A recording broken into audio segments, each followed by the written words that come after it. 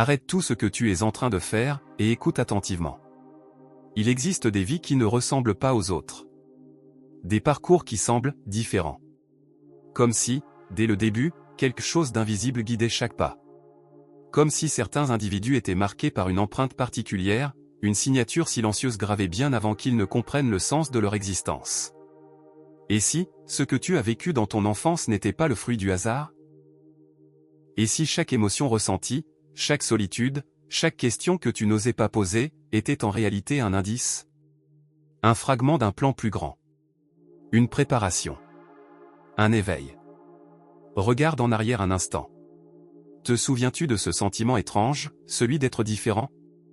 D'observer les autres enfants, sans jamais vraiment te sentir totalement à ta place. De ressentir les choses plus intensément que les autres, comme si ton cœur captait des vérités invisibles? Ce n'était pas une faiblesse. Ce n'était pas un défaut. C'était un signal. Dans de nombreux récits spirituels et dans les Écritures, ceux qui ont été appelés à une destinée particulière ont souvent traversé des débuts marqués par l'incompréhension, la solitude et même le rejet. Leur enfance n'était pas ordinaire, elle était une préparation. Car avant d'être reconnu, avant d'être compris, avant même d'être accepté, on est souvent formé dans l'ombre. Et si c'était ton cas? Et si, sans même t'en rendre compte, ton passé contenait déjà les preuves que tu n'es pas une personne ordinaire? Dans cette vidéo, nous allons explorer ensemble les signes d'enfance qui révèlent que certaines personnes ont été choisies dès le début. Des signes subtils, mais puissants. Des indices que beaucoup ignorent, mais que tu vas désormais apprendre à reconnaître. Parce que comprendre qui tu es commence souvent par comprendre d'où tu viens. Et peut-être, juste peut-être, que ton histoire n'est pas une erreur, mais une destinée en construction. Mise en contexte spirituel. Dans de nombreuses traditions spirituelles, et particulièrement dans les enseignements des Écritures, il existe une idée profonde, rien n'arrive par hasard. Chaque vie suit un chemin, un fil invisible tissé bien avant la naissance. Et pour certains, ce chemin est particulier. Être choisi ne signifie pas être supérieur aux autres. Cela ne signifie pas non plus une vie facile ou sans épreuve. Au contraire, ceux qui portent un appel spécial sont souvent confrontés à des défis plus intenses, plus profonds, plus transformateurs. Mais pourquoi? Parce que ce qui est appelé à avoir un impact puissant doit être façonné avec soin. Dans le silence du commencement, avant même que tu ne prennes ta première respiration, une direction était déjà posée. Un potentiel. Une mission. Un ensemble de qualités que tu devais incarner. Et l'enfance joue un rôle essentiel dans cette préparation. L'enfance n'est pas seulement une période de croissance physique ou mentale. C'est une phase de formation invisible. Une période où l'âme, le caractère et la perception du monde se construisent en profondeur. C'est souvent dans l'enfance que les premières marques apparaissent. Des sensations étranges. Des pensées profondes. Une lucidité inhabituelle pour un jeune âge. Un sentiment de ne pas appartenir complètement à l'environnement dans lequel on grandit. Ces expériences ne sont pas des accidents. Elles sont souvent les premiers indices d'un appel plus grand. Dans certains cas, ces signes se manifestent très tôt. Un enfant qui ressent intensément les émotions des autres. Un enfant qui observe beaucoup, qui réfléchit au-delà de son âge. Un enfant qui pose des questions que même les adultes n'osent pas poser. Tout cela indique une sensibilité particulière. Et cette sensibilité n'est pas un fardeau. C'est un outil. Un instrument qui, plus tard, permettra de percevoir ce que les autres ne voient pas, de comprendre ce que beaucoup ignorent, et d'apporter une lumière là où il y avait de l'obscurité. Dans le plan divin, chaque étape a un sens. Les moments de solitude ne sont pas là pour te briser, mais pour te détacher des distractions. Les incompréhensions ne sont pas là pour t'abaisser, mais pour t'apprendre à te tenir seul. Les différences ne sont pas là pour t'exclure, mais pour te distinguer. Car celui qui est appelé à un rôle particulier ne peut pas toujours suivre le même chemin que les autres. Il doit être préparé différemment. Et cette préparation commence souvent, très tôt. L'enfance agit comme une fondation invisible. Elle façonne ta manière de penser, de ressentir, de réagir. Elle installe en toi des mécanismes qui, une fois compris, révèlent une logique plus grande, celle d'un plan qui t'a toujours accompagné. Peut-être que tu ne l'as jamais réalisé. Peut-être que personne ne t'a jamais dit cela clairement. Mais ce que tu as vécu enfant n'était pas aléatoire. C'était une construction. Une préparation silencieuse pour quelque chose de plus grand. Dans la suite de cette vidéo, nous allons explorer ces signes un par un.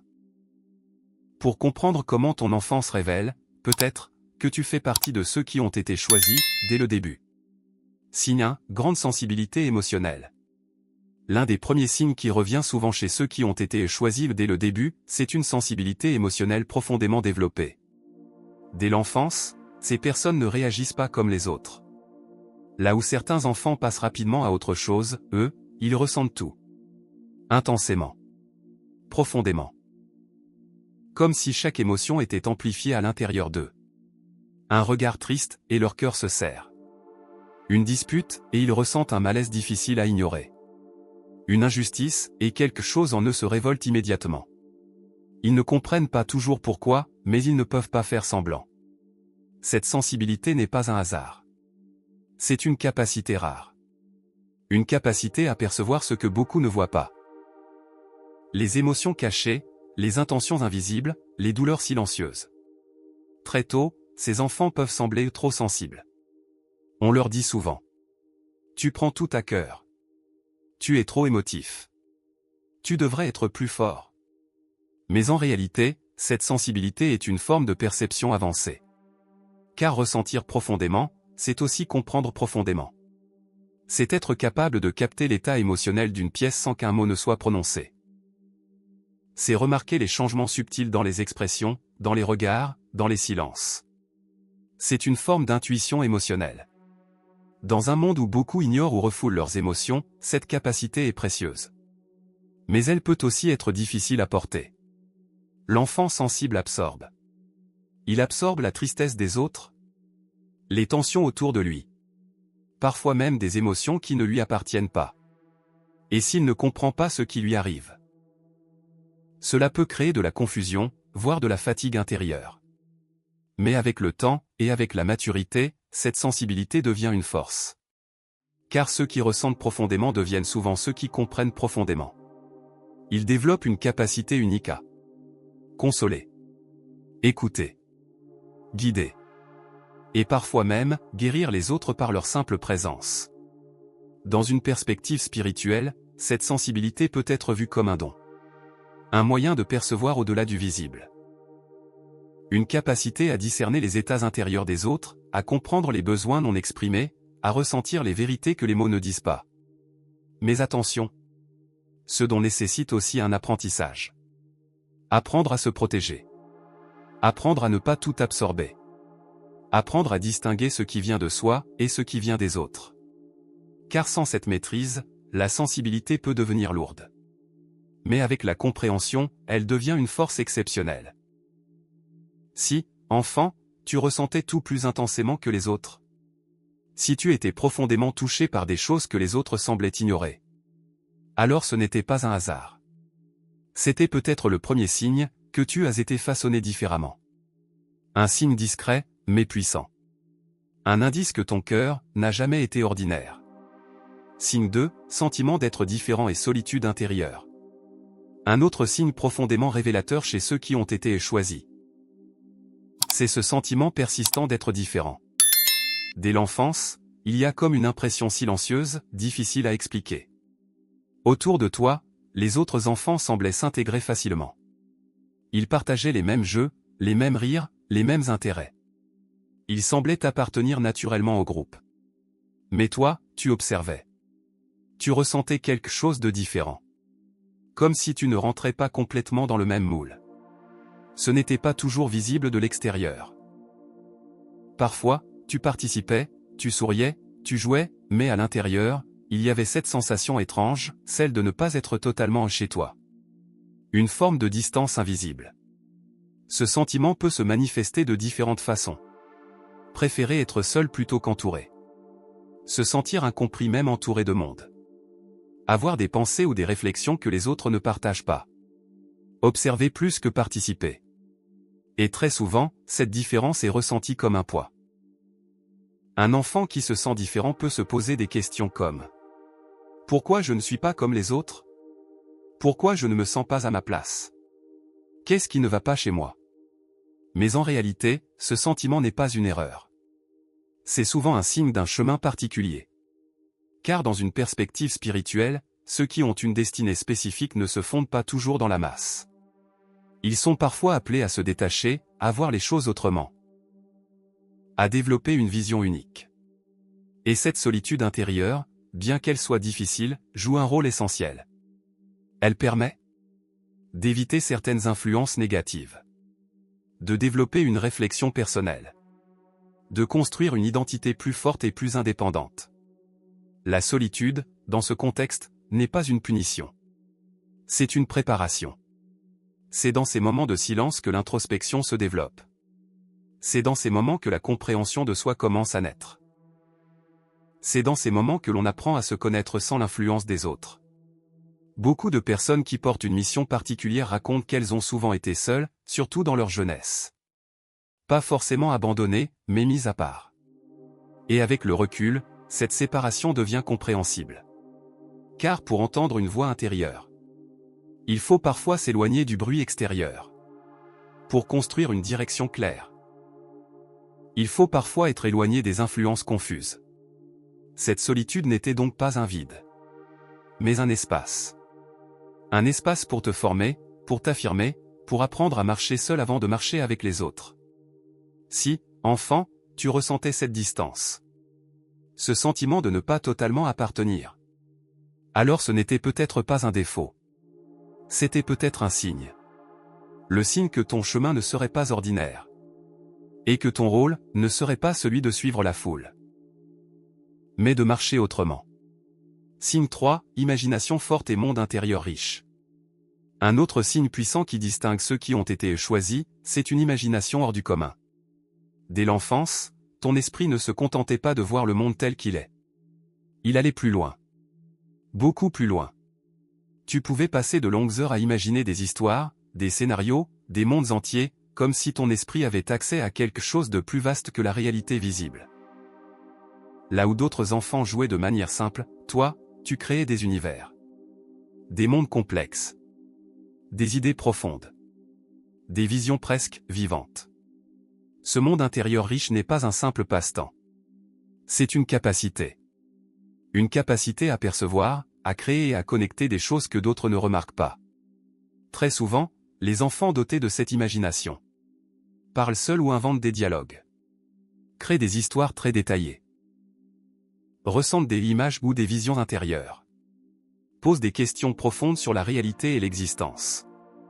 Et parfois, cette richesse intérieure peut sembler trop. On leur dit: tu rêves trop. Tu vis dans ta tête. Reviens à la réalité.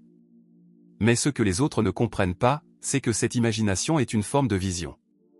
Dans une perspective spirituelle, l'imagination est bien plus qu'un simple mécanisme mental. C'est un espace de perception. C'est là que naissent les idées. C'est là que se forment les inspirations. C'est là que certaines personnes reçoivent des intuitions profondes. Chez ceux qui ont été choisis, cette capacité est souvent amplifiée. Pourquoi? Parce que pour accomplir quelque chose de différent, il faut d'abord être capable de le voir, avant d'être construit dans le monde extérieur. Le destin est souvent imaginé dans le monde intérieur. Cette richesse intérieure te permet de visualiser des possibilités que les autres ne voient pas, créer des solutions innovantes, anticiper des situations, développer une grande créativité. Mais elle peut aussi être accompagnée d'une forme de solitude mentale. Parce que ton monde intérieur est parfois tellement riche, que le monde extérieur peut sembler limité en comparaison. Et cela peut créer une sensation de décalage. Un enfant très imaginatif peut parfois préférer son monde intérieur au monde réel. Non pas par fuite, mais parce que cet espace est plus profond, plus stimulant, plus vivant. Avec le temps, cette capacité devient un véritable atout.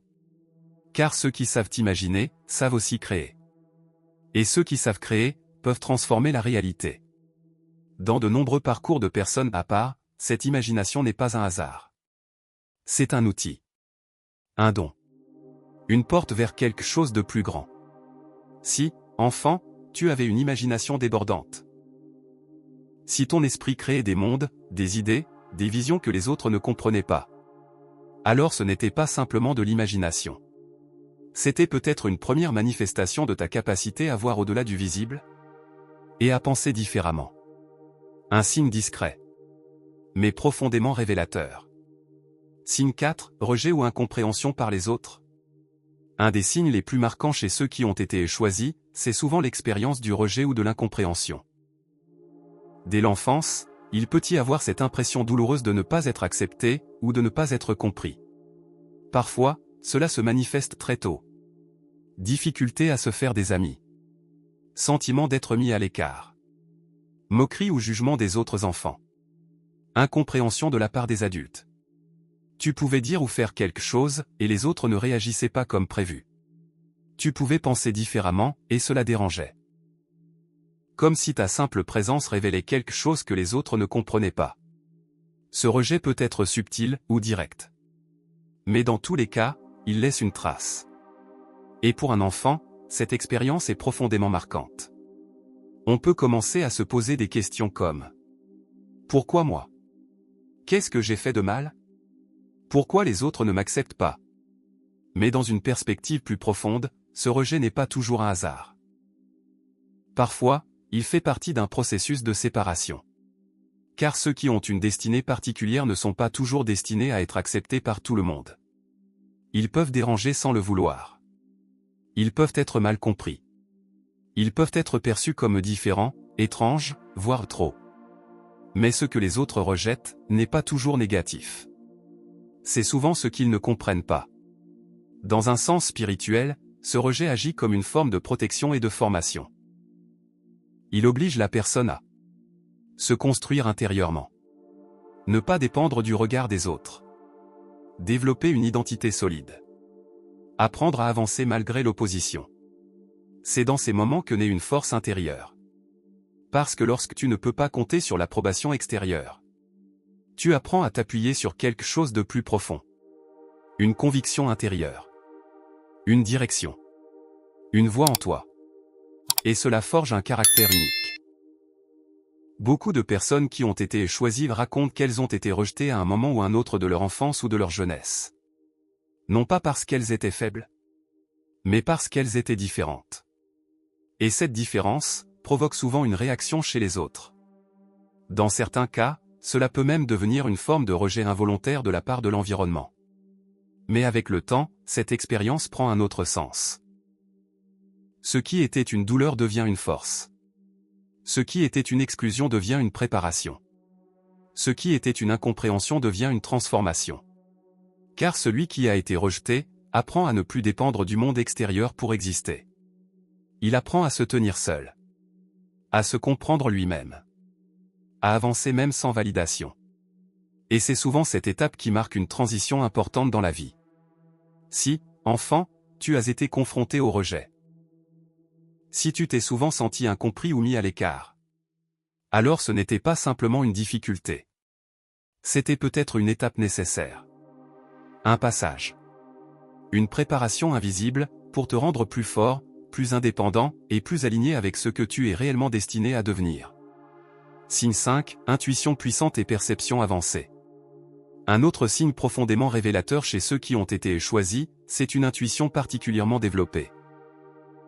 Dès l'enfance, tu pouvais ressentir des choses sans pouvoir les expliquer. Comme une voix intérieure. Comme une certitude silencieuse. Comme un pressentiment qui se confirme avec le temps. Tu savais parfois que quelque chose allait se produire, avant même que cela n'arrive. Tu pouvais sentir qu'une personne n'était pas sincère, même sans preuve concrète. Tu pouvais éviter certaines situations, sans savoir pourquoi. Et bien souvent, ton intuition se révélait juste. Cette capacité n'est pas anodine. C'est une forme de perception avancée. Une manière de voir au-delà de ce que les sens physiques peuvent percevoir. Dans l'enfance, cette intuition est souvent pure, non influencée par la logique ou les attentes sociales. Elle fonctionne de manière naturelle. Mais beaucoup de personnes ne prennent pas cette intuition au sérieux. On leur apprend à douter. Ce n'est rien. Tu imagines? C'est dans ta tête. Et progressivement, on apprend à ignorer cette voix intérieure. Mais chez ceux qui ont une sensibilité particulière, cette voix reste présente. Constante. discrète mais persistante. Et avec le temps, elle devient une boussole intérieure. Un guide. Dans une perspective spirituelle, cette intuition peut être considérée comme une forme de guidance intérieure. Une capacité à recevoir des impressions subtiles, à percevoir des vérités non visibles, à comprendre des situations avant même qu'elles ne se déroulent. C'est ce qui permet à certaines personnes de prendre de bonnes décisions sans explication logique. Éviter des dangers. Ressentir les intentions des autres. Anticiper des événements. Mais cette capacité demande aussi du discernement. Car toutes les impressions ne sont pas à suivre aveuglément. Il faut apprendre à distinguer l'intuition véritable des peurs ou des pensées influencées, des réactions émotionnelles. Avec le temps et l'expérience, cette perception devient plus claire, plus stable, plus fiable. Et elle devient un véritable atout dans la vie. Car dans un monde rempli de bruit, d'opinions et d'influences extérieures, ceux qui savent écouter leur intuition possèdent un avantage unique. Ils ne se laissent pas facilement tromper. Ils avancent avec plus de clarté. Ils ressentent avant de comprendre. Si, enfant, tu avais souvent des pressentiments. Si tu ressentais des choses que tu ne pouvais pas expliquer. Si ton intuition s'est souvent révélée juste. Alors ce n'était pas un simple hasard. C'était peut-être un signe. Un signe que tu possèdes une perception intérieure plus développée que la moyenne. Et que tu as été, depuis le début, guidé d'une manière différente. Signe 6, attirance pour la spiritualité et recherche de vérité. Un signe puissant chez ceux qui ont été choisis, c'est une quête intérieure de vérité qui commence très tôt. Dès l'enfance, certaines personnes ne se contentent pas des réponses simples. Elles posent des questions profondes, parfois même dérangeantes. Pourquoi suis-je ici? Quel est le sens de la vie? Qui suis-je vraiment? Qu'y a-t-il après tout ça? Ces questions ne sont pas anodines. Elles révèlent une conscience en éveil. Un besoin de comprendre ce qui dépasse le monde visible. Contrairement à d'autres enfants qui se concentrent sur le jeu et les activités du moment, ceux qui portent cette caractéristique semblent naturellement attirés par quelque chose de plus profond. Ils observent. Ils réfléchissent. Ils cherchent à comprendre. Même très jeunes, ils peuvent être fascinés par la spiritualité, la vie après la mort, les notions de bien et de mal, le sens de l'existence. Et souvent, ils ne sont pas satisfaits des réponses superficielles. Ils ressentent que la vérité est plus grande, plus complexe, plus profonde. Dans certains cas, cette attirance peut même sembler inhabituelle pour leur âge. Mais ce n'est pas un hasard. C'est une forme de curiosité spirituelle. Une quête intérieure qui pousse à chercher au-delà de ce qui est visible. Dans une perspective spirituelle, cette recherche de vérité est souvent associée à une sensibilité particulière à la réalité invisible. Comme si la personne était naturellement connectée à quelque chose de plus vaste. Un appel intérieur. Une soif de comprendre le sens des choses. Et cette soif ne disparaît pas avec le temps. Au contraire, elle grandit. Elle évolue. Elle se transforme en recherche active. Lecture. Réflexion. Introspection. Questionnement constant. Mais cette quête n'est pas toujours facile. Car chercher la vérité implique aussi de remettre en question ce qui est connu. Et cela peut créer des incompréhensions avec l'entourage. Une personne qui cherche profondément peut parfois se sentir seule dans sa réflexion. Parce que tout le monde ne se pose pas les mêmes questions. Mais cette différence est essentielle. Elle permet de développer une vision plus large, une compréhension plus profonde, une connexion intérieure plus forte. Et surtout, elle façonne une identité unique. Si, enfant, tu te posais déjà des questions profondes. Si tu étais attiré par des sujets spirituels ou existentiels. Si tu ressentais ce besoin de comprendre au-delà de ce qui est visible. Alors ce n'était pas une simple curiosité. C'était peut-être un signe. Le signe d'une conscience en éveil. Et d'un chemin qui te pousse, depuis le début, à chercher, à comprendre et à te rapprocher de la vérité. Signe 7, résilience face aux épreuves et force intérieure. Le dernier signe, mais sans doute l'un des plus puissants. C'est la capacité à traverser les épreuves sans être détruit. Dès l'enfance, ceux qui ont été choisis semblent souvent confrontés à des défis plus lourds que la normale. Parfois très tôt. Des situations difficiles. Des émotions intenses. Des périodes de confusion, de douleur ou d'instabilité. Et pourtant, ils tiennent bon. Même lorsque tout semble s'effondrer. Même lorsqu'ils ne comprennent pas ce qui leur arrive. Même lorsqu'ils se sentent seuls. Il existe en eux quelque chose qui refuse de céder. Une force intérieure. Discrète, mais persistante. Cette capacité à survivre, à continuer, à avancer malgré les difficultés, n'est pas simplement du courage. C'est de la résilience. Et la résilience est une qualité essentielle chez ceux qui ont un chemin particulier. Car une destinée importante ne se construit pas dans le confort. Elle se forge dans les épreuves. Dans les moments où tout est incertain. Dans les périodes où l'on ne voit pas encore la lumière. Dans les instants où l'on est obligé de puiser profondément en soi. Un enfant résilient apprend, souvent sans s'en rendre compte, à s'adapter. Comprendre la douleur. Grandir à travers les difficultés. Développer une maturité intérieure précoce. Et avec le temps, ces expériences ne le détruisent pas. Elles le transforment. Car la résilience ne fait pas que permettre de survivre. Elle construit une force. Une force que peu de personnes possèdent réellement. Dans une perspective spirituelle, cette capacité peut être vue comme une préparation. Une formation intérieure. Comme si chaque épreuve était une étape pour renforcer le caractère, affiner la perception et solidifier la détermination. Les personnes résilientes développent souvent une grande endurance mentale. Une stabilité émotionnelle progressive. Une capacité à rester debout malgré les tempêtes. Une compréhension profonde de la vie. Et ce qui est encore plus remarquable, c'est que ces expériences deviennent souvent une source de transformation. Ce qui a été une blessure devient une force. Ce qui a été une douleur devient une leçon. Ce qui a été une épreuve devient un témoignage. Avec le temps, ces personnes réalisent que rien n'était inutile. Chaque difficulté avait un sens. Chaque obstacle avait une raison. Chaque chute faisait partie du processus. Et c'est cette transformation qui les distingue. Si, enfant, tu as traversé des moments difficiles. Si tu as dû faire preuve de force alors que tu étais encore jeune. Si tu as appris à te relever encore et encore. Alors ce n'était pas simplement de la survie. C'était peut-être une préparation. Un entraînement silencieux.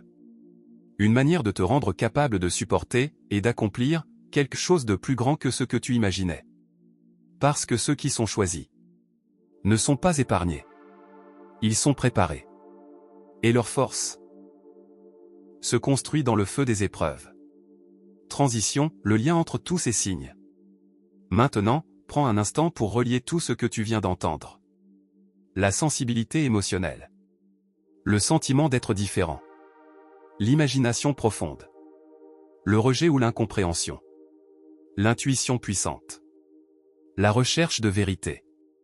Et enfin, la résilience face aux épreuves. Pris séparément, chacun de ces signes peut sembler banal. Une simple caractéristique. Une particularité de personnalité. Mais lorsqu'on les observe ensemble, un schéma commence à apparaître. Une logique. Une cohérence. Comme si toutes ces expériences n'étaient pas isolées, mais connectées. Comme si elles faisaient partie d'un même plan. Dans une perspective spirituelle, rien n'est réellement séparé. Chaque signe a un rôle. Chaque expérience a une fonction. La sensibilité te permet de percevoir. La différence te sépare pour te former. L'imagination te permet de voir au-delà. Le rejet t'apprend à ne pas dépendre des autres. L'intuition te guide. La quête de vérité t'oriente. Et la résilience te rend capable de tenir bon. En regardant tout cela, une chose devient claire. Ces signes ne sont pas des accidents. Ils forment un parcours. Un chemin de préparation. Comme si chaque étape de ton enfance avait contribué à te façonner pour quelque chose de précis. Rien n'a été laissé au hasard. Pas même les moments que tu n'as pas compris. Pas même les périodes que tu aurais préféré éviter. Pas même les émotions que tu n'as pas su expliquer. Tout a participé à ton développement. Et c'est ici que la révélation devient plus profonde. Car lorsque plusieurs signes convergent vers une même direction, cela suggère qu'il y a une intention derrière. Une direction invisible. Un fil conducteur. Une logique qui dépasse la simple coïncidence. Et si tout cela n'était pas aléatoire? Et si ton enfance avait été conçue comme une préparation? Dans la suite, nous allons aller encore plus loin. Car comprendre ces signes, c'est une chose. Mais comprendre ce qu'ils signifient vraiment, c'en est une autre. Et ce que tu vas découvrir ensuite pourrait changer ta perception de toi-même, pour toujours. Message puissant, appel à ta mission. Maintenant que tu as vu ces signes, quelque chose en toi a peut-être changé. Peut-être que tu ressens une forme de reconnaissance intérieure. Peut-être que certaines parties de ton passé prennent enfin du sens.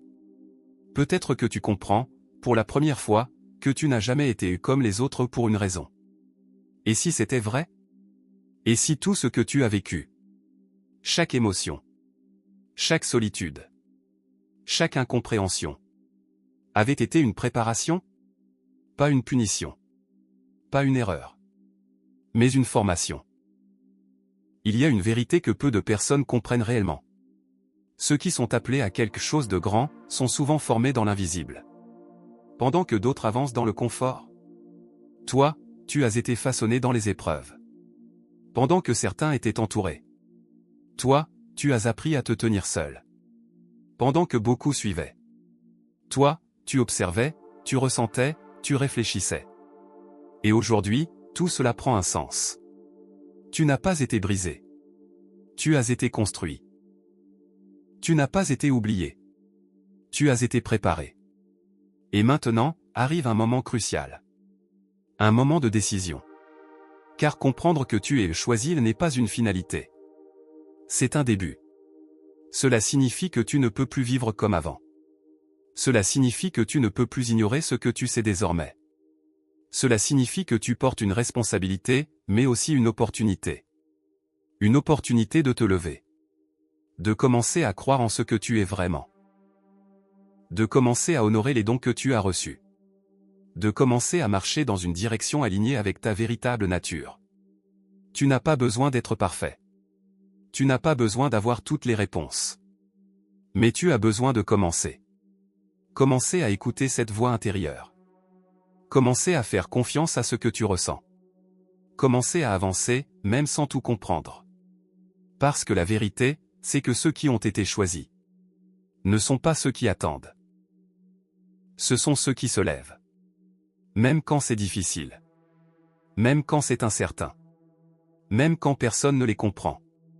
Il y a quelque chose en toi qui a toujours su que tu étais différent. Et aujourd'hui, cette différence prend tout son sens. Ce n'est pas un hasard si tu es ici en train d'écouter ce message. Ce n'est pas un hasard si tu as traversé ce que tu as traversé. C'est peut-être un appel. Un appel à te rappeler qui tu es vraiment. À sortir de l'ombre.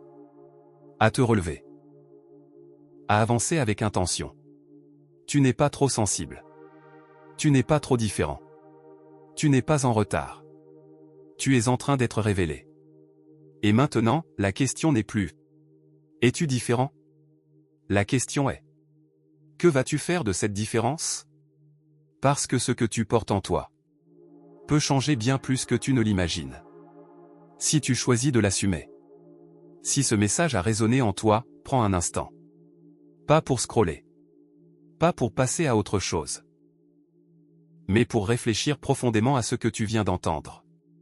Parce que tout ce que tu as découvert aujourd'hui n'est pas simplement une information. C'est une invitation.